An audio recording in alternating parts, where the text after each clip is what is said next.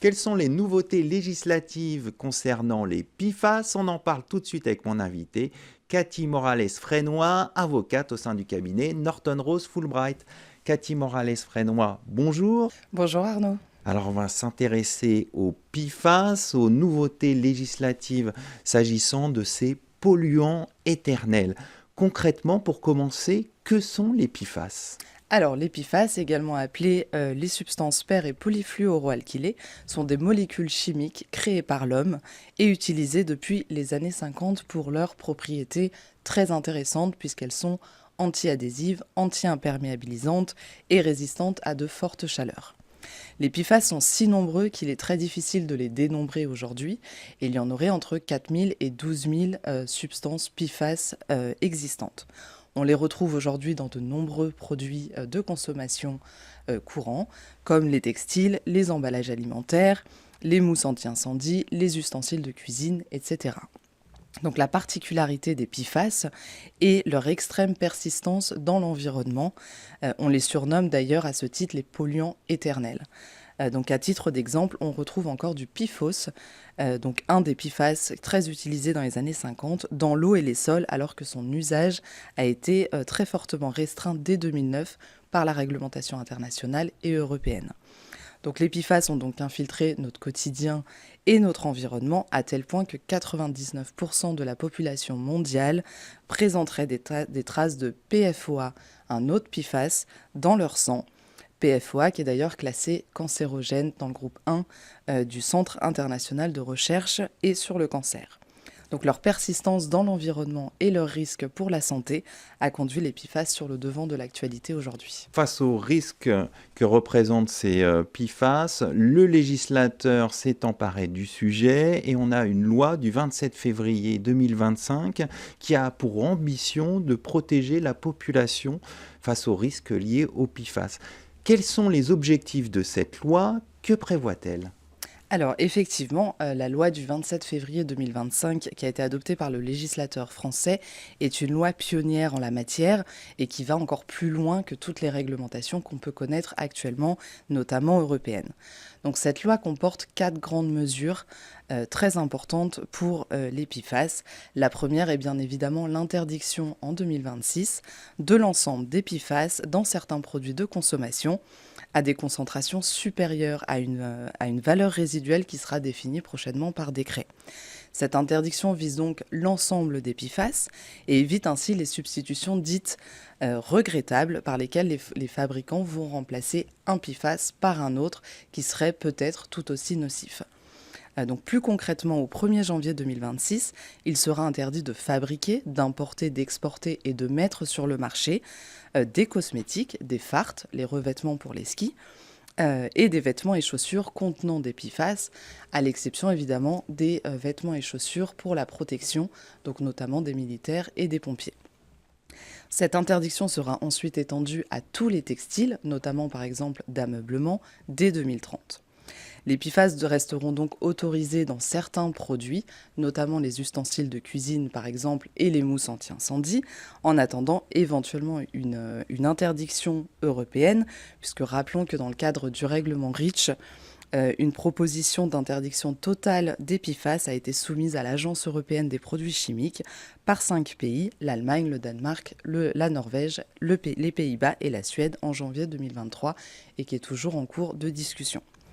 La deuxième mesure va être l'obligation de contrôler la présence de PFAS dans l'eau potable. Ce contrôle portera à minima sur les PFAS qui seront également listés par décret. Sur la base de ces résultats obtenus, un bilan national de la qualité de l'eau potable pourra être réalisé et publié tous les ans. Le gouvernement devra aussi établir un plan pour le financement de la dépollution des eaux potables par les collectivités locales, qui représente aujourd'hui un coût important. Et c'est d'ailleurs à ce titre que la régie Haute-Paris a déposé une plainte contre X, justement pour faire appliquer le principe du pollueur-payeur.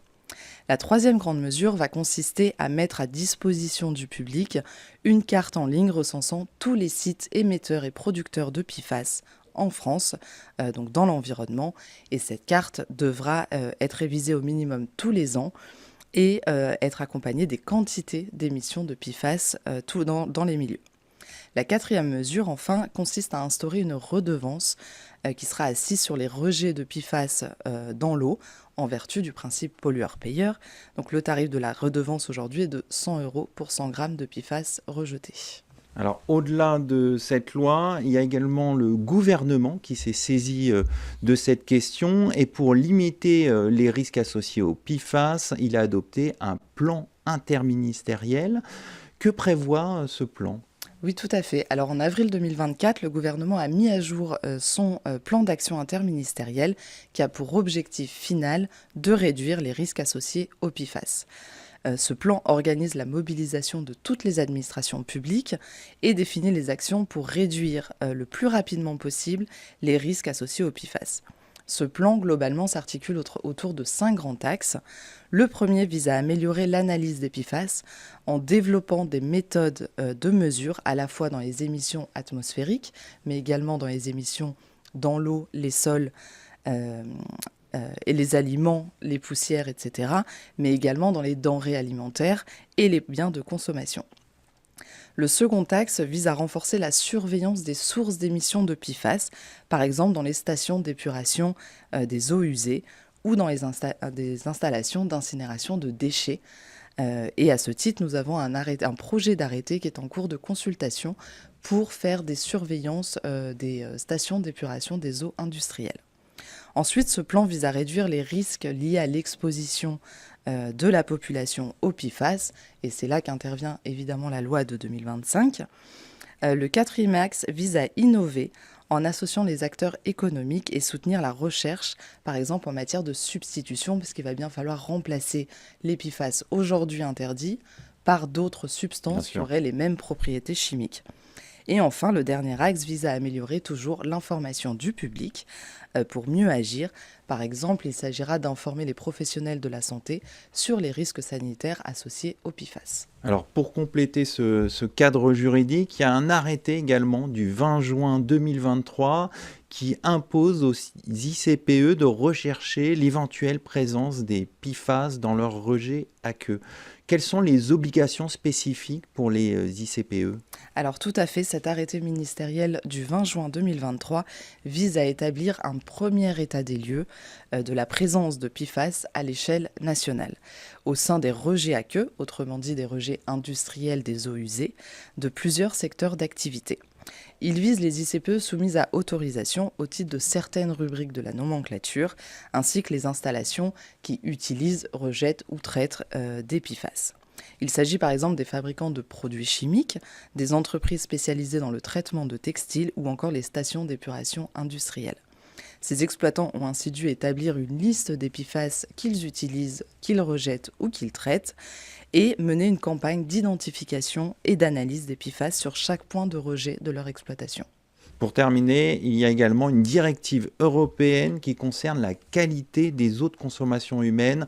En quelques mots pour conclure. Tout à fait. Donc cette directive européenne sur la qualité des eaux destinées à la consommation humaine qui a été transposée en droit français par une ordonnance du 22 décembre 2022 a pour objectif premier de protéger la santé humaine des risques de contamination des eaux potables par les PFAS. Donc concernant les PFAS, la directive a fixé des valeurs limites qu'on ne peut pas dépasser et qui sont de 0,10 microgrammes par litre dans l'eau potable du robinet pour la somme de 20 PFAS. Les nouvelles limites de qualité réglementaire européenne ont été anticipées par la France et sont entrées en application depuis janvier 2023. Elles permettent ainsi aux autorités locales de gérer les situations de présence de ces 20 PFAS dans les eaux destinées à la consommation humaine en France. On va conclure là-dessus. Merci Cathy Morales-Fleury. Je rappelle que vous êtes avocate au sein du cabinet Norton Rose Fulbright. Tout de suite, l'émission continue. On va parler fraude au remboursement ou refund.